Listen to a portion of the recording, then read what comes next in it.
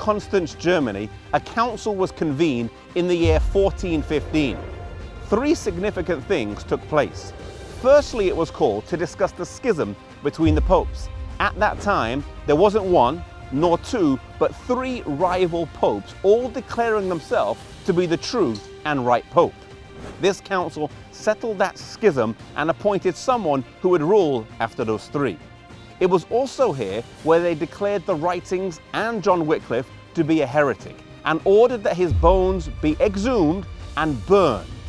It was also at this council where John Huss was ordered to appear to defend his teachings.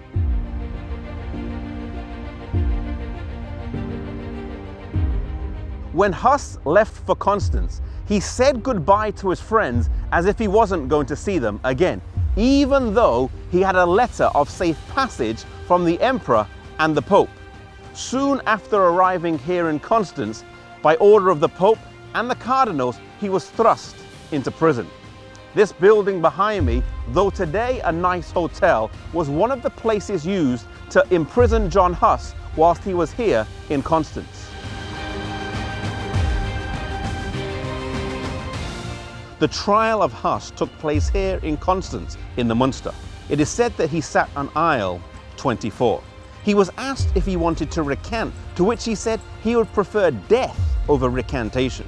He was thrown back in prison and brought back here again, and the last time he spoke at the trial, he fixed his eyes on the emperor and said that he had traveled here under his own free will and under the public protection of the emperor sat here.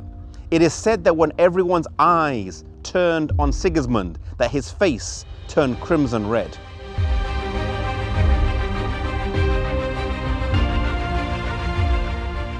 Sitting here in aisle 24, where Huss sat during his trial, our minds go back to Jerome. When Huss left for Constance, Jerome told him that if he heard of any misfortune, he would come and help right away. Hearing of his imprisonment, he left and travelled down here, but without a safe passage.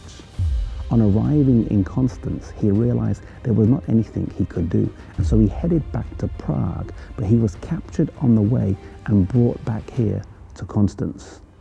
Some people wanted to kill him right away, but they put him in prison where he almost died for lack of food.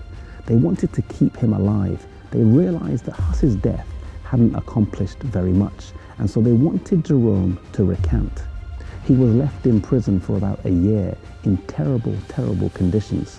Suffering from doubt, he eventually renounced the teachings of Wycliffe, he renounced the teachings of Huss, and pledged to adhere to the Catholic faith. He went back to prison, but the council was not done with him, either wanting more blood or wanting a fuller and broader surrender of faith. They called him again, but this time he renounced his former recantation. He asked to address the House, and this was denied, but he remonstrated and was given the opportunity to speak. He stood up and pledged his support of Huss and the influence he had had on his life, and he went on to say, "Of all the sins that I have committed since my youth, none weighs so heavily on my mind and cause me such poignant remorse as that which I committed in this fatal place, when I approved of the iniquitous sentence rendered against Wycliffe and against the holy martyr John Huss, my master and my friend. Yes, I confess it from my heart and declare with horror that I disgracefully quailed when through a dread of death I condemned their doctrines.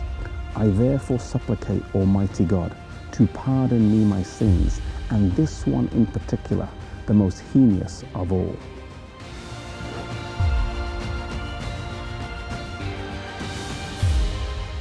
One thing we learn from the story of Huss and Jerome is that although at the end of his life Jerome fell away, he then came back. Maybe you have fallen away in your walk with the Lord. Maybe you've backslidden. Maybe you've done things that you wish you had never done.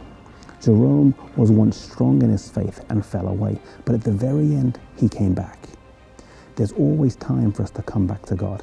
If you've fallen down, the most important thing is that you get back up and renew your acquaintance with the Lord.